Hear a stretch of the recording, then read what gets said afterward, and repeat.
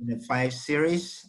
Today's session focuses on COVID-19 and impact on education and childcare. We are fortunate to have 3 great presenters. They will be speaking to us from their effort at their respective unique spaces and be able to share with us their thoughts on the pathway forward with COVID-19 as it relates to their respective entities. This forum is a collaboration between the Urban Search Institute, the School of Business, the Dallas Black Chamber, Career Services at UNT Dallas, and Greater Dallas Hispanic Chamber. We usually collaborate to address topical issues that impact our community, and we do this as often as possible to be able to bring the community together to dialogue and brainstorm ways forward to help impact our community. So I'm glad you could join us today. Before I hand over to my colleague, I just want to say something briefly about the Urban Search Institute. The Institute is a key part of President Monk's agenda to help promote social and economic mobility at counties, specifically Southern Dallas. So it's a key part of UNT Dallas's agenda for the area. And we do so through research and service initiatives. The Institute is affiliated with the Public Leadership Program, which serves as our research arm, conducting client-based research projects for various entities, including the City of Dallas and various nonprofit entities in the area. We also do have affiliate faculty working on various projects, one of which is the mobile mobility project trying to address food insecurity. We've also provide training that focuses on bridging the divide between various communities and law enforcement. We call that Community Leadership Academy, to be able to help improve relations between various communities and also law enforcement. We do also provide training for various nonprofit leaders and board members to help build and sustain their capacity. So those are some of the things that we do at the Institute to help promote realization of UNT Dallas's agenda. So we are looking out for opportunities to collaborate with individuals and entities to help impact our community. So thank you for joining today's session, and I hope you'll be able to join our subsequent sessions as well. Thank you very, very much.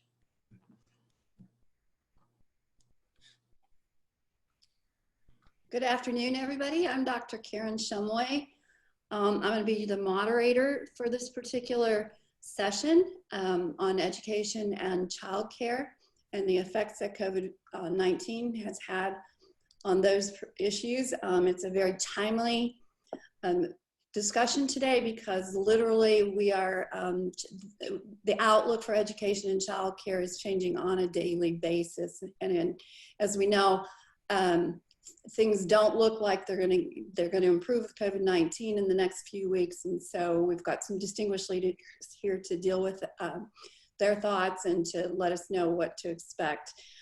Just a quick word about the School of Business at UNT Dallas. I'm the founding dean. I've been there 5.5 years. And during that time, we've grown the School of Business to by almost 100%. So we've nearly doubled in size over the 5.5 years. And we've done that primarily through introducing new programs and reaching out to the community for their input and bringing in many diverse faculty members from the local community. So we're really excited. 85% of our students in the School of Business are people of color. Okay, that having been said, my first speaker for today is our own President Bob Monk from UNT Dallas.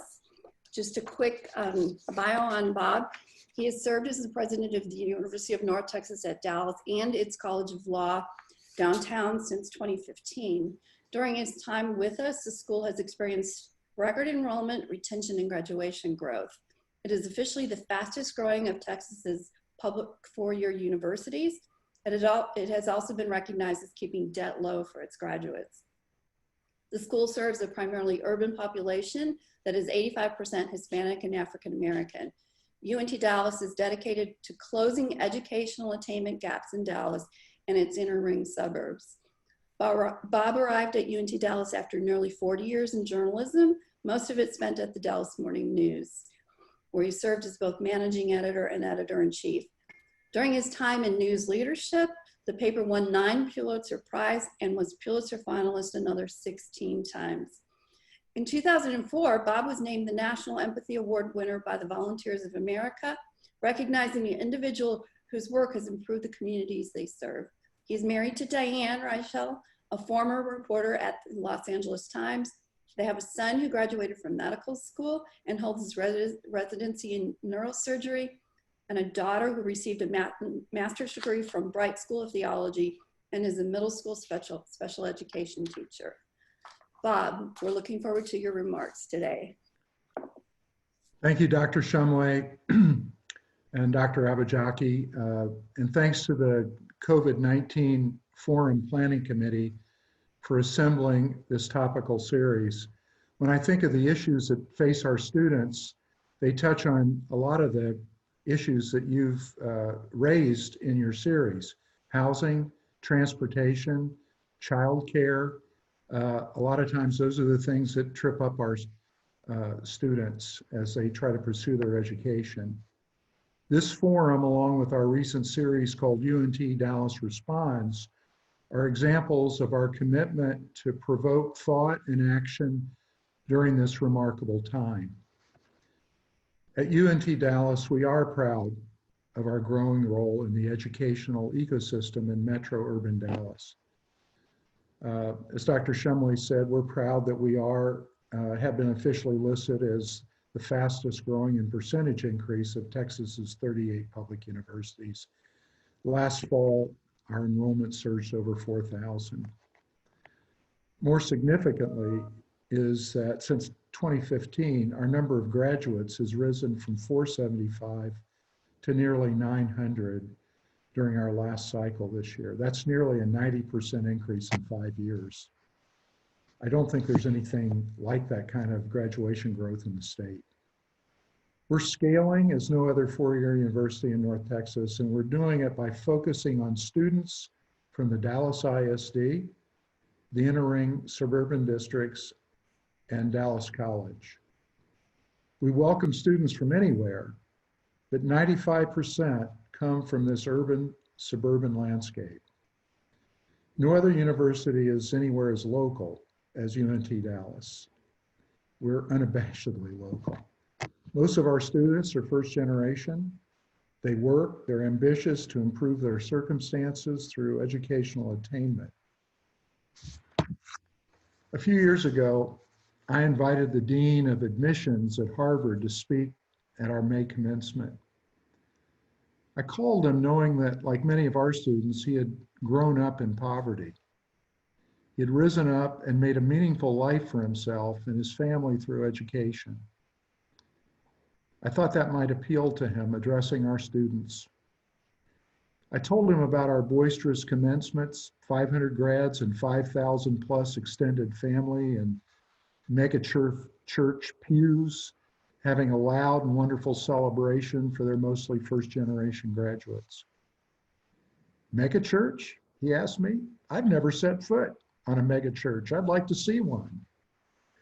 Well, come on down, I said, and he did. We had a great time bonding with him, and our grads appreciated that he made the effort, and he clearly felt a bond for our students' difficult journey. What he said that night is instructive for our topic today. While he's done an admirable job diversifying Harvard's student body, it's no secret that his graduates mostly go off to elite professional and graduate schools, consulting firms like McKinsey, investment banks in the Silicon Valley. Harvard remains a place for the privileged few, regardless of background. UNT Dallas grads, on the other hand, typically go out into some of North Texas's highest need jobs: bilingual teachers, police officers, healthcare workers and navigators, accountants, mental health counselors, and much more. We're also now sending graduates to medical school and to prestigious grad schools, most recently Columbia and Johns Hopkins. And all those students come from our urban core recruitment area. Local students for local careers, we like to say. The reality is that the Harvards of the world are not going to solve the growing educational disparities in America.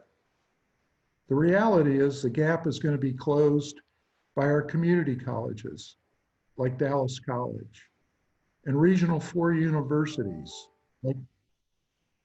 like UNT Dallas, working in tandem with school districts, foundations, and industry to increase the college-going population. Just as Chancellor May works closely with us at UNT Dallas, and we work together with him, and we both work closely with Dr. Michael Hinojosa at the Dallas ISD, and we do this to provide opportunity for an increasingly diverse student population. This is a rich and significant mission. Joe's students look like our students, and our students look like Michael's students. And we are all proud of our diversity. Not since the Gilded Age in the 1880s has our nation been so divided by wealth, by the haves and the have-nots. The creation of high schools more than 100 years ago helped close the attainment gap then. But the challenges of today's American disparities require more partnerships, more collective action, a deeper awakening to what is happening with so many young people being left behind. A year ago, May, Texas graduated 330,000 seniors, the second most in the nation, second only to California. The difference being that Texas numbers continue to grow and should reach nearly 360,000 grads in a few years, while California's numbers are stuck around 400,000. But you know what? 160,000 of our Texas grads did not enroll in any kind of post-secondary program, as far as any of us can tell. Those 160,000, by the way, equals the total number of graduates in the state of Florida, our 4th most popular state. In too many cases, we are eating our seed corn by not connecting with this student group, and it must stop. Make no mistake, our vision has never been clearer at UNT Dallas. We provide our students with a pathway to socioeconomic mobility. And most of us on this call know America lags the developing world in economic mobility. No longer is it a given that the newest generation will do better than the last. And if you're stuck in a cycle of poverty, it's even harder to escape to a better life. And don't believe anyone who tells you a bachelor's degree doesn't make a life-altering positive difference. The national statistics on this are very, very clear. Not only do career earnings skyrocket with a bachelor's degree, so does life expectancy and quality of life. Just a few years ago, a Nobel laureate in economics found that the deaths of despair in this country, suicide, alcoholism, drug abuse, are overwhelmingly hitting the less educated among us and have risen alarmingly fast since the mid-1990s. This is a crisis of monumental proportion, and it was coursing through the arteries of America way before this pandemic, way before our commercial stability was shaken in these last few months. You can see the consequences already in unemployment claims between those with degrees and those without. 75% of Dallas County claims came from individuals without a post-secondary credential. And the only way to stop it is to double down and get closer to the other side of our divided cities and make a difference. Partner with the Child Poverty Action Lab, with Big Thought, Dallas College, local school districts, the Commit Partnership, the United Way, UNT Dallas, and more. There is a way out, but you can't get there from here without hope and determination, and you can't be cynical about it. Today in Dallas County, amid all the wealth, glitter, and canyons of skyscrapers, only 5 of 20 early earners between the ages of 25 and 34 earn a living wage of $50,000 a year or more. If you're Black or Latinx, those numbers are 4 in 20 and 3 in 20, respectively. How do you attack this huge equity mismatch where whites between the age of 25 and 34 are 3 times more likely to earn a living wage than their Black or Latinx counterparts? Joe May, Michael Hinojosa, and I were privileged to be invited into a 20-person collective action steering committee recently, brought together by the Commit Partnership in the Dallas Regional Chamber. I'm pleased to say that the recommendations of this steering committee have turned into a massive action plan for Dallas County. The plan, called Dallas Thrives, will be announced any day now. And its plan is to double living wage jobs for these early earners, 25 to 34-year-olds, in a single generation. And it calls necessarily for a unified and massive commitment to dramatically enhance the workforce pipeline of our young adults. For businesses, they need to step up their engagements with local schools and talent development. For educators, we need to integrate more career experiences and programming into our curriculum. For policymakers, we need to design policies to reduce friction and barriers and incentivize desired behaviors. And for community leaders, we need to close the gaps and level the playing field for all students. This is why UNT Dallas is such a dedicated partner with Dallas College, with the Dallas ISD, and our industry associates. The days of universities operating in an ivory tower, isolating itself in self-interest, are long gone. As both a minority serving institution and a Hispanic serving institution with the largest blended diversity of any four-year public university in Texas, UNT Dallas believes it is helping to prepare the next generation of leadership in our state, just as Dallas College is, just as Dallas ISD is, just as Big Thought is, because we're a young state with 70% of our 17 and under population being Latinx and African American. That makes us America's most diverse state for young people. There's too much on the line, too much at stake. All of us must help this next generation soar and lead. Thank you. Thank you, President Mon. We'll reserve questions for everybody until the end of the session. So at this point, we're going to go ahead and move on to Dr. Joe May. Dr. May is the Chancellor of Dallas College, formerly known as Dallas County Community College District. He was selected as the 7th Chancellor of Dallas College, and he assumed his duties in the 7 facility 165,000 student system in late February 2014. Throughout his career, Dr. May has expanded opportunities for students who want to pursue a bachelor's degree by starting at a community college. At the same time, he brings a strong commitment to improve the Dallas economy by helping to grow middle-class jobs.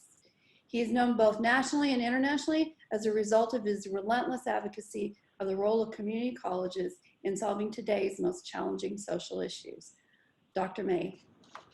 Thank you very much, Dr. Shumway, and thank you, President Mung, for your leadership and your great partnership as well, as you so well described a few moments ago. And thank you also for really describing so well our most fragile population that we strive to serve, that are disenfranchised often from the economy, that experience the ill effects of income disparity, and aren't able to participate with equity within our economy or within our society. And that really has been the driver behind a lot of what we did. And as we go forward, we talk about our approach to meeting the needs as being that of a career-connected learner network. And the concept being taking people from where they are in life, connecting them through a network to enable them to achieve hopefully dreams beyond their initial aspirations, to be able to achieve opportunity and experience that for both them and their families that they really couldn't fully hope or appreciate until they had the opportunity. And as we've dealt with COVID-19, I have to say, as when we came into this, it was with the initial realization of what it was going to mean for individuals, for families, for employers, for our students, for others, was a sense of alarm. The sense of this is a crisis. This is an absolute disaster because we're dealing with our most vulnerable students. Their fragile existence almost is dependent upon infrastructure like our colleges and universities and high schools and other systems in order for them not only to get the education they need in order to advance in life, but just to get some of the basics of life itself. And so as we entered this new way of thinking about the changes that we would have to make, it was from this point of view, well, how do we hold off initially? Because our students need the public transportation passes that we now provide all of our students. So enable them not only to get to class, but to take care of other areas of their life. The access to our food pantries on campus, because many of them need to simply be able to eat. They in K-12, they may have been on free and reduced lunch. That need doesn't change when they come to college. So how do we support that? And now something that was convenient for them to do while they were taking classes to get access to that has now become inconvenient. Other services such as support for mental health needs and addressing and overcoming some of the challenges that they may have experienced as a result of a home life or poverty or other situations that have interfered with that. And so our initial reaction to this challenge was, well, let's push back. We can't let this get in the way. But then the reality that this is a health crisis and that people's lives are valuable as well, and that we really had to shift to this, realizing that we were going to have to put health and safety above even some of those other needs and education needs that were out there. But we said, okay, we can do this in a way, we believe, that will still allow students to stay on track, to still allow them to complete their courses and their goals and to advance. So how do we now step back and rethink how we do business? And as was described, I think part of the challenge of that in many ways is we've built out with our partners like UNT Dallas and like DISD and all the other school districts, our great partners in healthcare like certainly in that community as well as other social and support agencies around throughout the county, that we've all come together in a way that is really designed to meet the needs of students. And yet suddenly with COVID-19, I felt that network being challenged, that in fact they were experiencing the various aspects of that, whether it be the North Texas Food Bank, whether it be Parkland Hospital, whether it be DISD, all were experiencing their own crisis, their own challenges, as we looked at how we could best meet the needs of our students. And so to some degree, we initially were quite reactive to this. Well, how do we just get the students able to finish the courses that they've started now? And as mentioned, we have over 150,000 students. This spring, we have roughly 84,000 in credit courses. The remainder of our students, over 70,000 in an adult learning, AEL, those pursuing GEDs, those getting workforce credentials. And so we just didn't focus on one or the other. We really had to determine, how do we get all students to stay on track? How do we bring online adult education as well as nursing? And so we went to work. We converted 15,000 credit courses and other thousands of non-credit courses to online within a matter of days. We trained thousands of our faculty. We ordered thousands of laptops and tablets and hotspots to move. We had to redesign the entire way in which we engage students. You know, because our students come from backgrounds where there's high needs and often a lack of resources, we've really felt that it's important that we have face-to-face, hands-on type of engagement from in the class to advisors. Well, immediately we had to say, we can't do that. We can't continue on the class, but what about the other support, our advisors, our navigators, our success coaches, our tutors? We realized all those had to be handled remotely as well, and that we were not really organized very well to get there. Well, as has been mentioned a couple of times, we were in the process of making a transition from the Dallas County Community College District with 7 separately accredited colleges to Dallas College, which is a single institution with multiple locations serving all of Dallas County, but beyond into North Texas as well. And we already had a plan in place that would allow us to, as we made that transition, which, by the way, it took it certainly was a lot of work and took time to get there, but it's long overdue for the positive impact that it's going to have and is already having for students, enabling literally thousands of people to get degrees that they otherwise wouldn't have earned, sometimes for technical reasons, sometimes for logistic reasons, but none of them good reasons. And this will help solve that.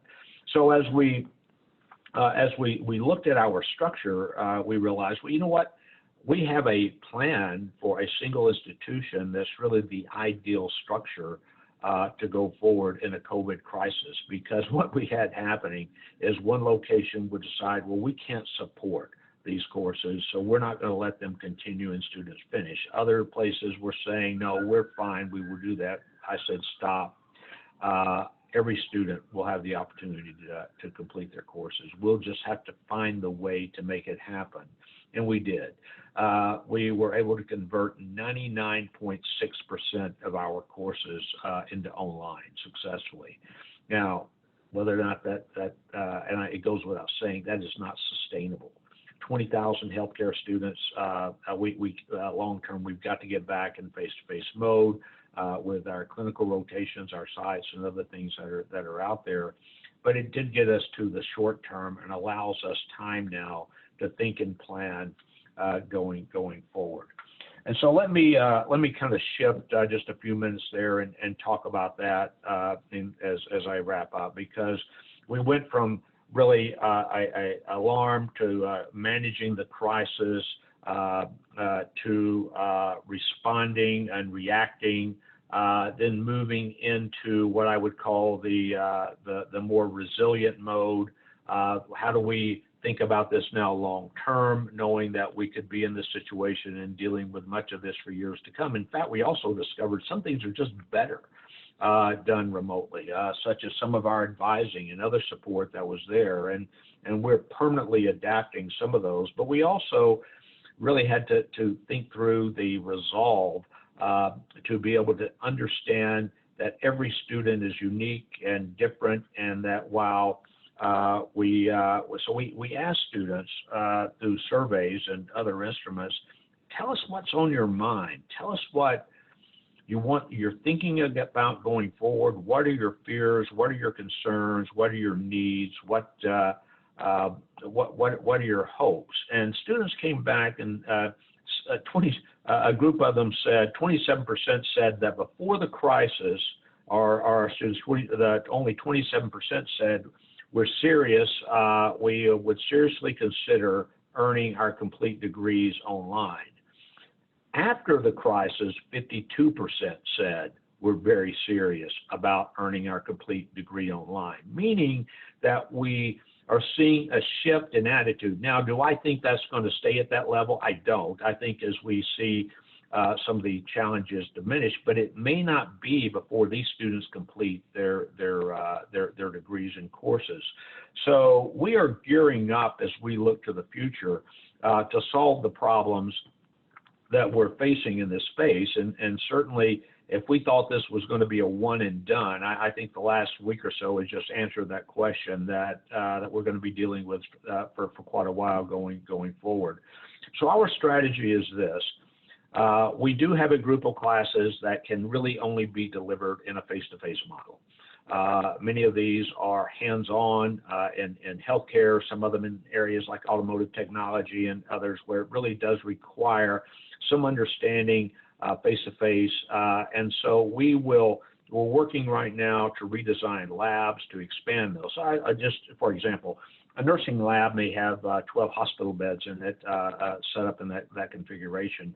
As we look at that, that is too crowded to ensure safe social distancing. So we will then be doubling or quadrupling the amount of space that we have. But that means something else has to be given up or pushed out in order to accommodate that as we look at accommodating those programs that are going to be hands-on and must be face-to-face that's in there.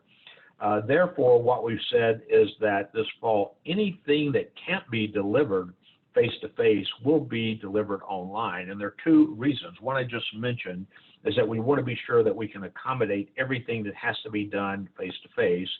And even within that, ensuring social distancing using technology where normally you might have students crowd around a faculty member to watch how a demonstration or how something take place. Now we'll be using cameras and technology to broadcast that out and to help with that, as well as plexiglass where we can't get the distancing like in dental hygiene or some other areas that are there.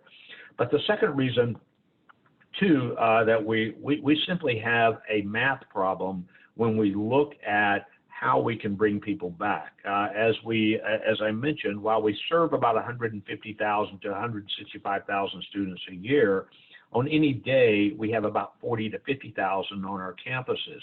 Well, even if it only takes 15 seconds to do a quick screening, if you're healthy, have your mask, and can come on campus, that's going to create long lines and unsafe conditions. So the other reason why we're going to push everything online is to allow us to test our technology, which we have an app and allows self-screening. Students can complete that before they come in. They simply show it as they walk in the door. It takes 2 seconds in order to clear the screening. Unless they get the information, do not report to school, and then they've got to go through a process to get cleared to come in. So it's our goal to bring back what we can this fall, provide online for everything else, and then evaluate going forward what we can do safely. We're also investing heavily in training this summer, where we've already trained about 1,000 of our faculty, advisors and others to work remotely. We have some intense training for faculty getting ready for this fall, and we'll continue that as we expect to be in some form of managing this new reality, both for not only for the fall and for next spring, but perhaps even into the fall of 2021. That being said, I'm optimistic that we're going to continue to grow, that we're going to continue to work with our partners in K-12 and UNTD and our other university partners to ensure that there's no loss of opportunity for an important part of our population that has already experienced disruption due to the unfortunate cycle of poverty, income disparity, and a lack of equity and opportunity. And it's our goal, even with the model changing, that we don't lose sight of those fundamental priorities as we serve to meet the needs of students, our employers, and our entire community. So thank you very much. Thank you, Dr. May. Okay, our last speaker before the Q&A session today is Mr. Byron Sanders. Byron is the president and CEO of Big Thought. Byron is a graduate of the University of Tulsa with a BA in Business Administration and Marketing. In addition to his work in the financial and educational arenas, his civic leadership includes many high-impact boards, such as the United Way's Community Impact Council, Social Venture Partners Dallas, City Square, and the Child Care Group. Mr. Sanders has worked with Big Thought in various capacities since 2008 as a supporter, volunteer, advisor, partner, and most recently now a board member, president and CEO of the board. Sanders is a recipient of the 2014 Dallas Business Journal's Minority Business Leaders and 40 Under 40 Awards. In 2017, he became a Presidential Leadership Scholar. Mr. Sanders resides in the Dallas area with his wife, Celeste, and their 2 young children. Byron, are you ready? I'm ready. I'm ready. Can you guys hear me? All right. So thank you all very much. I was wondering, do I have the opportunity to use, there we go. That's what I was saying. Okay, great, fantastic. So again, thank you all so much for being allowed to come in and share. I truly appreciate the opportunity to be here with Dr. May, Joe, these organizations we work with and partner with together, as well as we look toward serving our young people and their families, especially in such a unique time. And also it's somewhat become cliche to say in these unprecedented times, but that's truly what we're looking at. And there's more interesting days ahead. So we can go ahead and get into it. Just first, I want to give you all just a little bit of context about Big Thought and who we are and what we do. It'll become clear why we're part of this conversation today. We have our own North Star, which is was set a little over a year ago in establishing our 12-year strategic plan. It's to create a world where all youth in marginalized communities are equipped to imagine and create their best lives in the world. That's what's guiding us, and that's the lens through which we're looking at what we're trying to do right now. So next slide, please.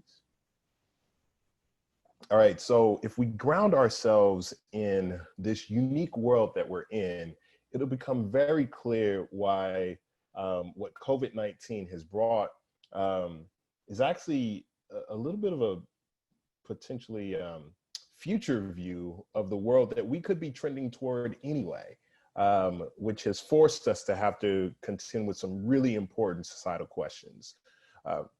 So the world ahead of us is changing at such a rapid clip. And that change is being driven largely and not exclusively, but a significant contributor is technology. So if we think about machine learning, automation, artificial intelligence, it's completely redefining what it means to be a person in the workplace. So much so that what's a necessary skill has evolved tremendously. The World Economic Forum had put together a list of the most in-demand job skills, the most desired job skills. They did the first report prior to 2015, and they were predicting what are the most important job skills. And they did a survey of, lots and lots of employers. And what they found was what you see here. For the first time ever, creativity showed up as one of the top workforce skills. What you also see is complex problem solving. That was interesting because they did the same predictions a few years later, and they were trying to predict this year. Next slide, next click. And what you saw was that creativity had moved from number 10 to number 3. What you also saw show up in 2020's projections was emotional intelligence. And here's the reason why that is so critical. When we think about creativity and social emotional development, oftentimes we've kind of made them the nice to haves, the cute elements that we wanted to add to a youth development framework. But it's so important because it's not just something for butterflies and daffodils. Creativity and emotional intelligence are actual skill sets that are necessary because they're distinguishing between what a human can provide and then what a robot can provide. Why is that so important? Well, it's because in a world where by 2030, 85% of the job postings that will be available don't exist today. In a world where the old projection was 60% of the jobs that will be available in the next 15 years are going to be completely new to the world. We don't know what those things are yet. So in a world that's that rapidly evolving, that has artificial intelligence and automation as a critical key function of our future selves, how do you prepare a person today for a world that's so dynamically evolving that we can't imagine it? Imagine that question for a 3rd grade teacher or an 8th grade teacher, or even our higher ed friends and educators and professionals. One of the things that we have to infuse into all of our content and create more and more opportunities are the abilities to build the creative muscle that allows for a person to step into ambiguity and build. Complex critical thinking that allows a young person to live on the edge of what's possible as opposed to wait for an assignment. The emotional intelligence to allow a person to know how to make these new technologies and abilities that we have adapt for human beings' value. And the reason why, and actually I want to give a very distinct example of what we're talking about here. McKinsey did a report that looked at the effect of automation on women globally in the workforce and also just period in their lives. And one of the things that they looked at was how automation is going to be eliminating jobs, but even the jobs that will exist that we will need more of, they talked about how those jobs are going to fundamentally be redefined because of technology and automation. And they use an example of healthcare. They were looking at the job responsibilities of a nurse working in the emergency room. And what they said was that over the next 5 years, and this report was released very recently, they said over the next 5 years, artificial intelligence is going to render 60% of what we know today as a nurse's job irrelevant. Those things will be automated out. AI is going to be taking care of many of the administrative and technical requirements of a nurse's job today. Well, what does that then mean? What it says is that we're not going to need fewer nurses because we have a growing aging population. We actually have more need in healthcare. We have a growing world population and more people are getting access to healthcare globally. So we're going to need more nurses, but the requirements of a nurse are going to shift significantly toward the social and emotional skill set bracket. They're going to have to know how to use the technology and know how to interface with it. But more importantly, it's going to be what is the relevance for outcomes for people. That means compliance. That means being a listening ear, knowing how to listen to the problem beneath the problem, what's left unsaid. Those skill sets are the ones that we're going to need to develop. So if that's what our future is, then how do you build a world? How do you build a system that empowers us to strengthen the skills for that kind of a world? Well, it involves, interestingly enough, working in out of school time, non-traditional learning spaces, as much as it is in our traditional learning spaces in schools and classrooms. Next slide, please. How do we do that? Build the creative muscle, develop social and emotional well-being, and then help young people discover and shape their authentic voice. That number 3 is so important because what we see both civically as well as professionally is that we're asking for more people to be able to move in ambiguity. And ambiguity requires a belief in yourself and your ability to act. discovering and shaping your authentic voice is a critical component to that paradigm. Next slide. Big Thought does it by investing in 3 different things. 1, direct to youth programs that Big Thought operates. 2, we stand as the backbone agency for large ecosystems that are working towards some end. And then 3, we have a part of our work called Big Thought Institute, which is essentially the consulting practice that allows us to share best practices across the spectrum of our clients, our school districts and partners, and our partners out in the community. Next slide. Our reach, just to give you a little bit of context, between our direct to youth services and the partners that we work with and collaborate with, total touch point of our work is about 154,000 students in the Dallas area and growing, because we're starting to affect other regions now. 3.71 million learning hours. Next slide. Unique program partners has grown significantly over the last 3 years. Our latest data has accounted at 865 program partners. And that's anywhere from churches to businesses, funders, artists, creators and creatives, and educators themselves, and school districts themselves. Next slide. And just to illustrate a little bit about, what we also consider program participants, it's not always youth, it's also the adults. So as you can see, we offer a lot of professional development and professional development to a wide range and growing number of professionals. Next slide.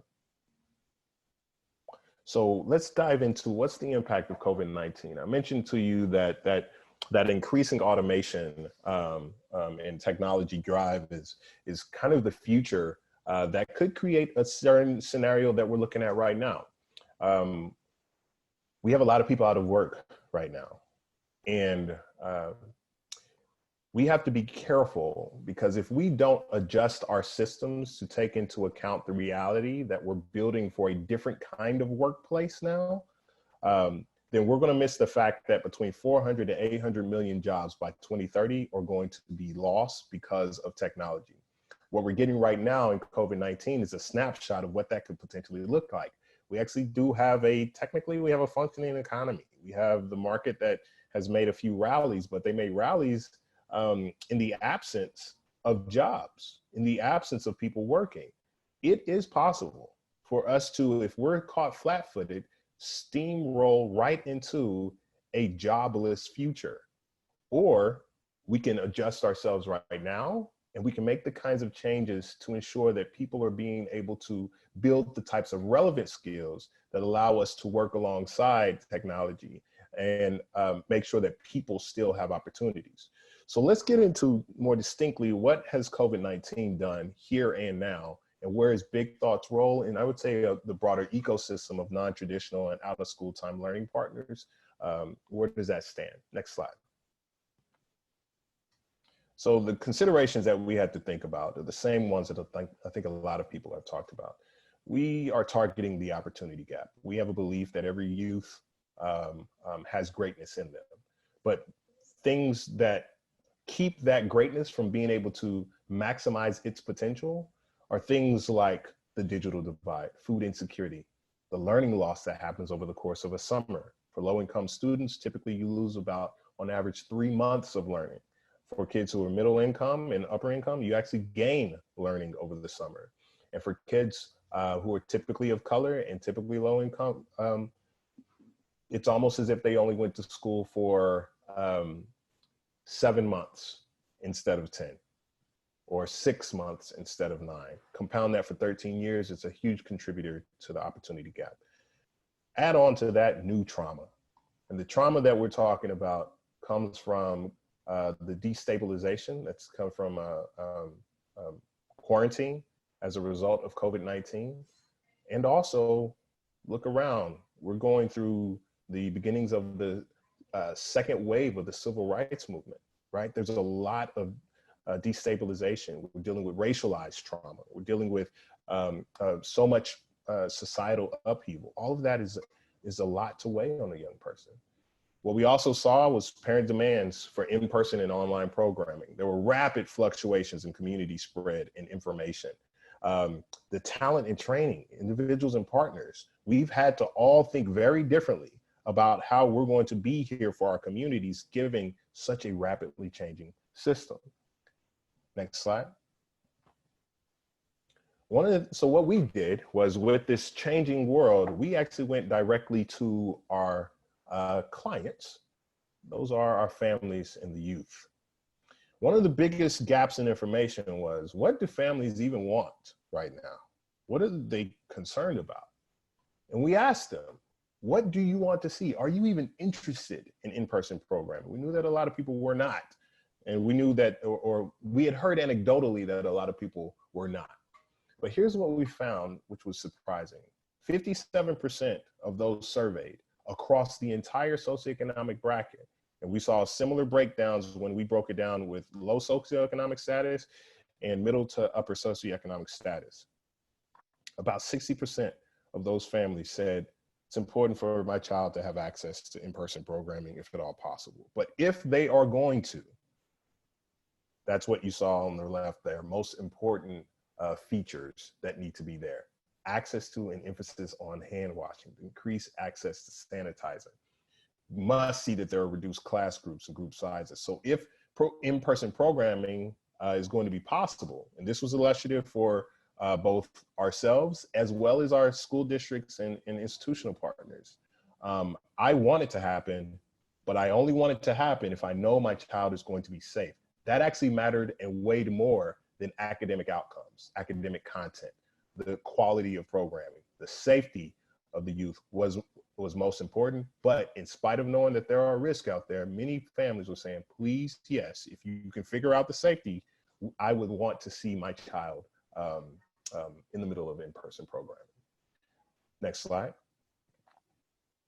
So transparency is essential. If anybody's going to be able to provide a program where we're inviting young people into a space, transparency is going to be essential, and it can't look like business as usual. You actually have to prove to families that there is going to be a significant consideration for health and safety. Two, one of the other things that we learned is that many families actually were interested in virtual and digital programming, but what they wanted from it was not for it to be a one-way street.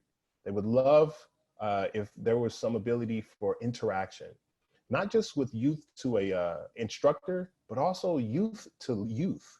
One of the biggest things that families have said that they've been missing, and that youth have responded that they've been missing, is the ability to interact with other children, other peers, other youth themselves. And the last element is connecting with our communities. Every community is different. And so while our survey encompassed over 1,000 respondents, we are also oftentimes hyper-local in how we live our lives. So certain communities are going to need different and more unique things. And it's important for large systems or in neighborhood-based programs to know which part of the communities they're talking about and be responsive to those specific needs in those specific areas. It's got to be differentiated. Next slide. Wanted to just highlight a couple of different things touching on that. We talked about the summer slide that exists outside of COVID. Within COVID, it's going to be big. You essentially are now looking at a world where youth have been out of traditional learning going on for about 6 months by the time we get back into school, whole half a year. That could have a generational effect if we're not careful. Next slide. This is reading, and then this is math. You'll see the same situation, and we stand to potentially lose gains and ground with, particularly with young people who come from households where there aren't a lot of resources. Next slide.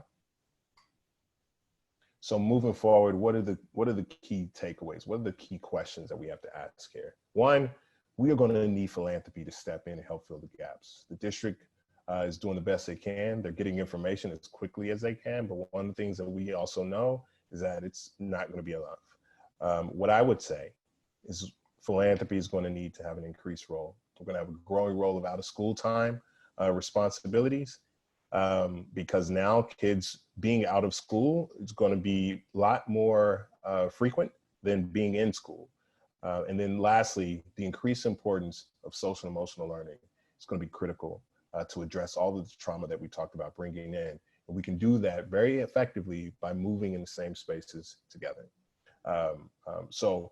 With that said, I will end there and turn it back over to Dr.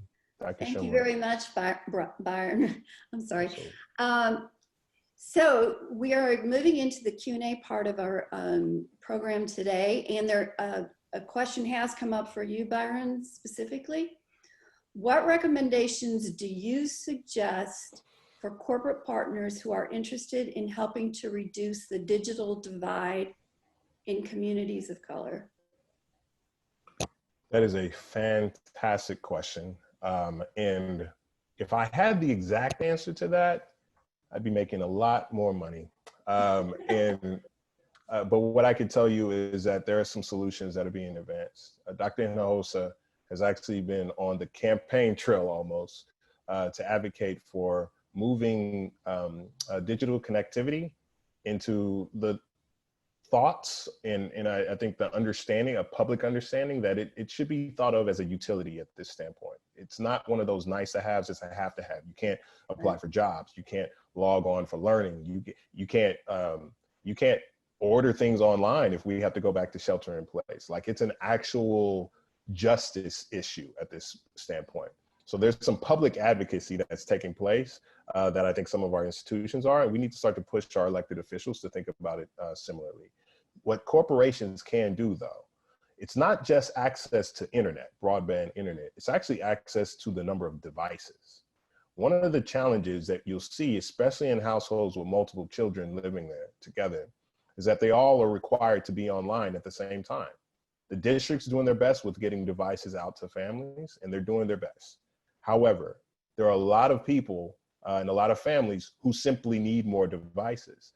I think a great partner with that would be the Dallas Education Foundation. They are a nonprofit organization that exists for the sole purpose of raising resources for Dallas Independent School District. I would connect with them.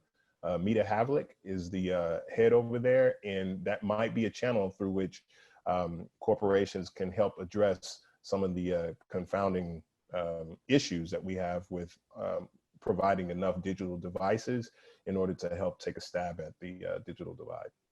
If I may, Dr. Shumway, I'd like to jump in on that one. And this is a tip of my hat to Dr. May for bringing a technology concept to my attention called green light credentials. And the reason this is important, and we are the first 4-year to be a partner with Greenlight. All Dallas College students, I believe, are on Greenlight. A growing number of Dallas Independent School District, Garland, Grand Prairie are on it. Here's why it's important. What throws off students often is that often confounding process of applying for an internship or a scholarship or applying to community college or UNT Dallas. And so Dr. May led the way with a technology company called Greenlight to put students' transcripts, their resumes, their ability to apply for scholarships, their ability to apply to community college 4 years on their cell phones. On a device that they trust. I mean, what is a digital revolution if it isn't putting the power in the individual's hands? And now, regardless of your economic circumstance, you would be loath to find a student of any economic background without a smartphone. And now they can download the Greenlight app. And they're operating at the same level as a student from Highland Park or South Lake Carroll. This is a phenomenal development. And we just need to expand the scope of Greenlight credentials and things like it so these students have these access. We're getting hundreds of applications now from the high poverty school districts because they can just do it. If they wanted to, they could put their cell phone up and say, Alexa, I want to apply to Dallas College, and they could do it. So this is exciting. I got to thank Dr. May for bringing it to my attention. It took us about a year and a half to get it through our general counsel's office and our technology folks. And I'm not putting them down. They worked hard to do it because it's very complicated. But now it's in the students' hands, and that's where it belongs. The next question that we have is directed to all the panelists. So here's a provocative thought. Do you all think we have practically lost a school year? Well, I don't. I worry about the numbers I see out of some of the districts, but it's a troubling, but still smaller percentage of students that just kind of disappeared. So unfortunately, I think a lot of them may have been lost for a time at least. But what I'm seeing is a very highly engaged at our virtual orientations. High school seniors are very engaged. Our strategy during this time was to communicate every day to every student, every faculty member, every staffer, and we did it. And now we're continuing to morph that. That communication is so important. And I'll tell you this, we led the state in increase in summer enrollment. And the pro formas that I put together had us losing maybe up to $3 million because I feared that people would not apply. And we ended up way in the black. And I attribute a lot of that to the motivation of the students, the involvement of faculty and staff, and maybe most importantly, the daily communication. So it's an important question, but I don't think we lost as many as you think. Yeah, let me jump in as well on that one. And I think for the current year, we saw this as a crisis, both from the institution standpoint, the parent standpoint, the student standpoint, and we all came together in a collaborative way to make it work. And what was it perfect? No, but we all were flexible, responsive. We bent, we waived rules.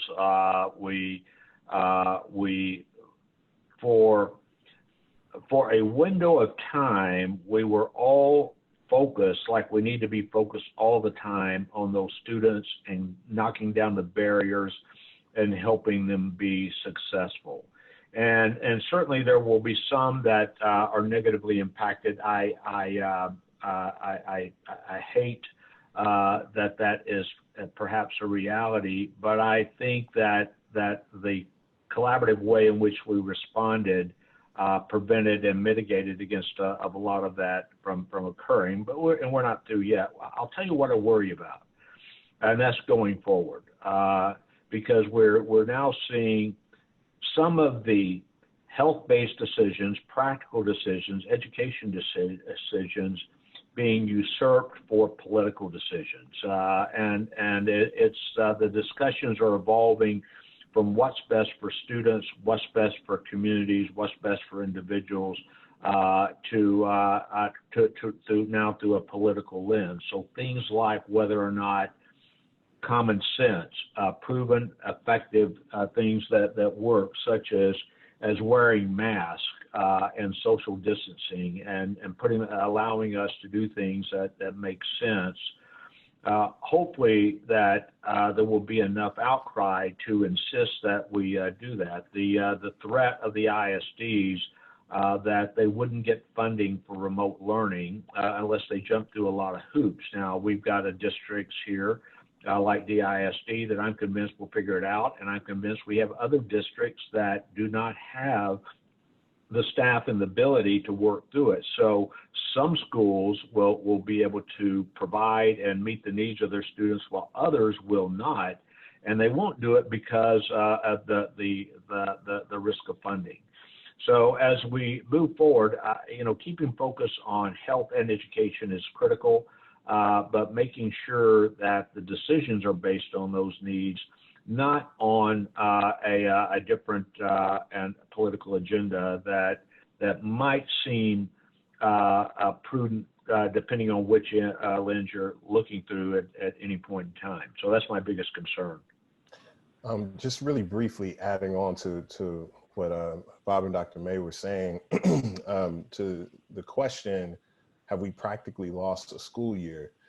I think we're gonna have to exercise our collective imagination on what time means in the life of a child.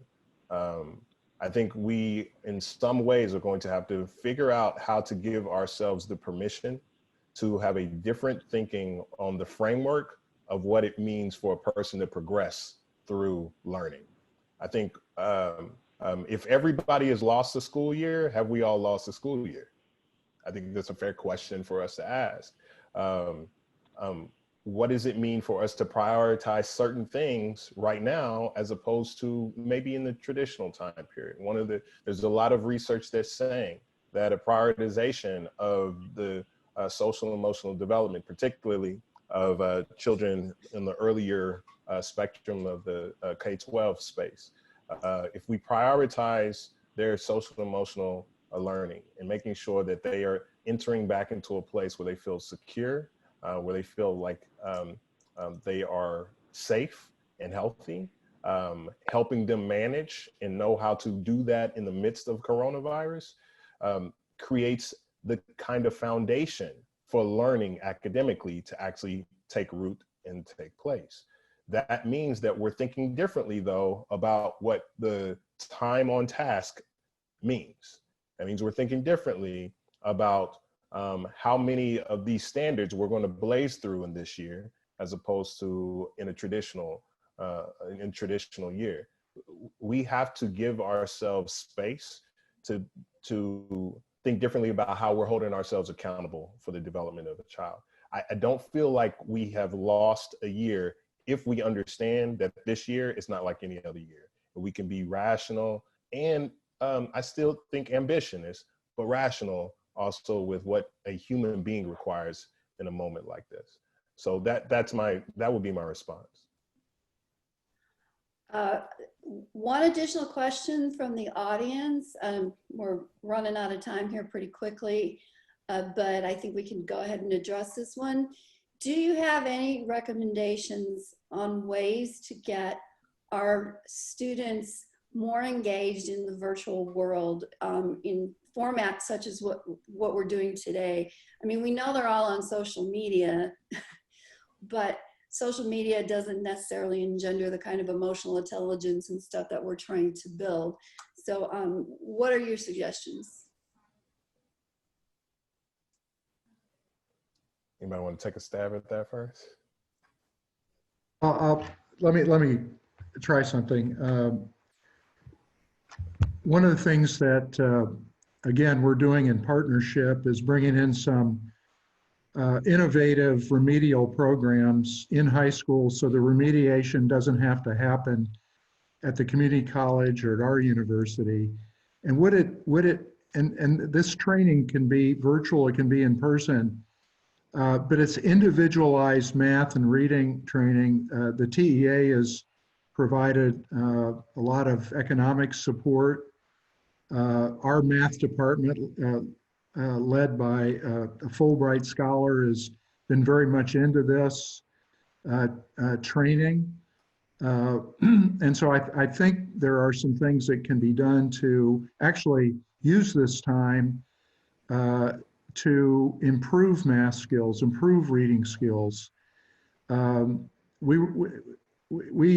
bringing 826, the premier writing program for high poverty students, to Texas for the first time, and it's a very exciting program in which kids, getting at Byron's point about tapping into their creativity, the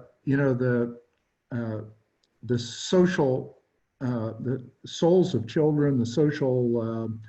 I'm kind of blanking on Robert Cole's phrase at Harvard, the emotional life of children. can be accessed very, with forethought. And so I think that's really important. But there are really innovative programs that have come to the fore at this time out of necessity, and we have to be open to them. I think over 700 students at Dallas College have seniors going into Dallas College have taken some of these innovative courses, and they had to stop at 700. The demand was so great. We have two early college high schools at Lincoln and Sunset. Their seniors are going to come to our camp, or they're going to come to UNT Dallas this fall. And, we're using these, programs to help get them ready. So those are a couple of thoughts. Okay, we have 4 minutes left this afternoon. I'm going to go ahead and turn the last couple minutes over to my faculty member, Mr. Matt Houston. We had hoped to have somebody from Dallas ISD here today, but that did not work out. Matt's done some research on the TEA guidelines for parents facing students who may or may not be in their classrooms this fall. And so I'm gonna let Matt talk to you about those resources. Before I go, however, I just want to thank all of our participants and our audience. I thought this was a great discussion and obviously very needed. So thank you so much, Mr. Sanders, Dr. May, and President Mong. Thank you. Thank you, Dr. Shumway. Thank you, President Mong. Thank you, Chancellor May. Thank you, Mr. Sanders, Mr. President, and CEO Byron Sanders for your presentations. I thought it was a very beneficial discussion in terms of how our educational entities, specifically in higher education through our community college district and at UNT Dallas, which is the only public university that's in the Dallas city limits, is tackling education during this pandemic. I do want to regretfully state that we did not discuss in detail primary education, secondary education, and for parents who are looking for answers that are having their students attend school in the fall. This is a very, excuse me, a VUCA environment. It's very volatile, it's uncertain, and definitely it's a space where people and systems are currently addressing the needs for our populations, not only in Dallas, but the state of Texas.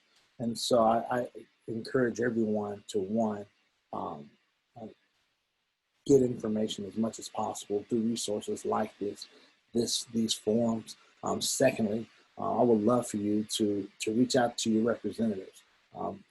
There's a board of trustees with DISD. You can go to disd.org to find the email addresses so that you can stay live and up to date on what's going on.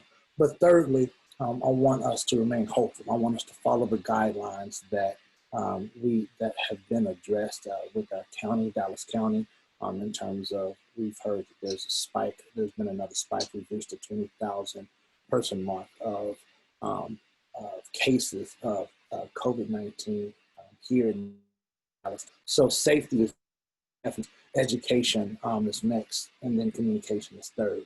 And so what I'd like to do is I would like to share several links for you. I will share this on the chat box for all the panelists and for attendees. And if you would, Arthur Lumsey, who is our Director of Career Services at UNT Dallas, please send this link to the Facebook page as well.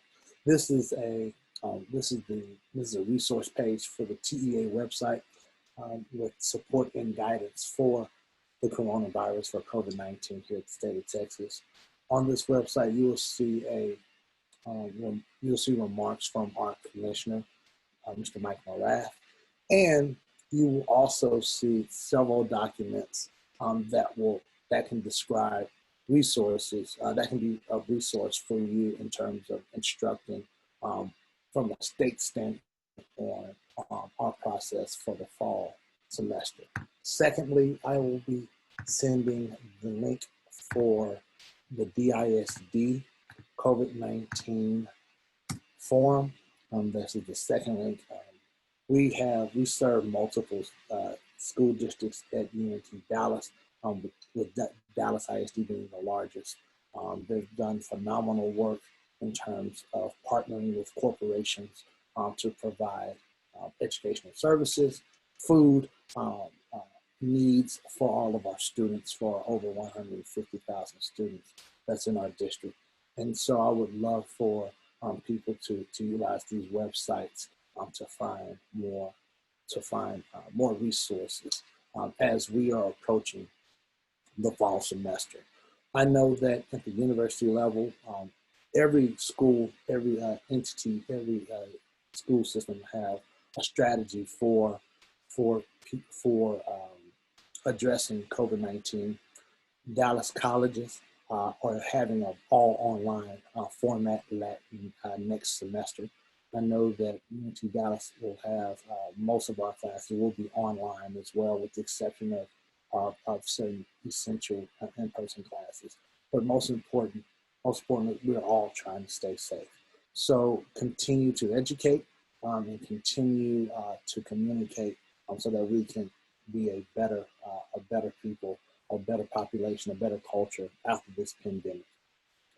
With that being said, I want to thank you all for attending this session. It is 1:16. I do want to encourage everyone to attend our last series, which will be next Tuesday at 12 noon, and that'll be COVID Impact on Health. We have an amazing speaker who's going to present on the health ramifications of COVID-19. We will also have a couple of other speakers discussing health issues from the community standpoint and possibly from the mental health standpoint, because all of these factors are very important in our survival.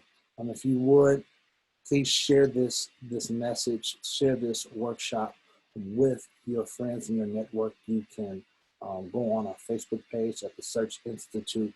You can share our Facebook Live link, and you can actually copy and paste and share our previous workshops this past month.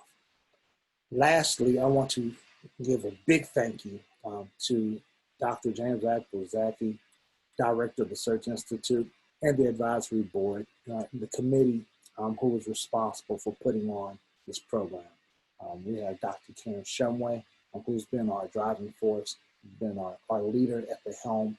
We've also had Arthur Lumsey, who is Director of Career Services, Harrison Blair, President of the Dallas Black Chamber of Commerce, Rick Ortiz, President of the Greater Dallas Hispanic Chamber of Commerce, Beatrice Martinez, who is not only a board member of the Hispanic Chamber of Commerce, but is also a community advocate and an advocate for DISD. Thank you for all of your work and services. And Diana Flores, who is a staff member at the Hispanic Chamber of Commerce, but is also part of our public leadership program at the University of North Texas at Dallas. Thank you all for your tremendous work. Dr. Agbozaki, thank you for having a vision to create programming for our community. And we look forward to seeing you all next week at our final series next Tuesday. Thank you and have a great day.